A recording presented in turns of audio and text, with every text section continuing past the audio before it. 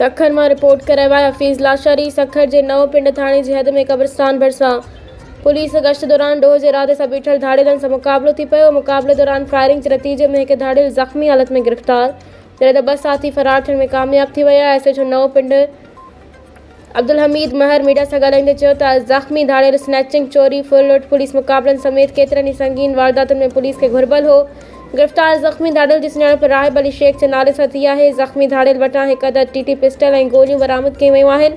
गिरफ़्तार ज़ख़्मी ॾोहारी खे लाॻापियल अस्पताल मुंतक़िल कयो वियो आहे, जॾहिं त फरार थी वियल 2 मुलज़िमनि खे गिरफ़्तारी लाइ इलाइक़े में सर्च ऑपरेशन जारी आहे। ज़ख़्मी धाड़ेल जी वधीक क्रिमिनल रिकॉर्ड बाबति ॼाण मुख़्तलिफ़ थाणनि ऐं ॿियनि ज़िलनि खां हासिल कई पई वञे। नओं पिंड थाणे जी हद जे एसएचओ चयो आहे त फरार थी वियल 2 धाड़ेलनि जी गिरफ़्तारी लाइ सर्च ऑपरेशन शुरू कयो वियो आहे ऐं ॾोहारियुनि जी गिरफ़्तारी जल्द अमल में आंदी वेंदी।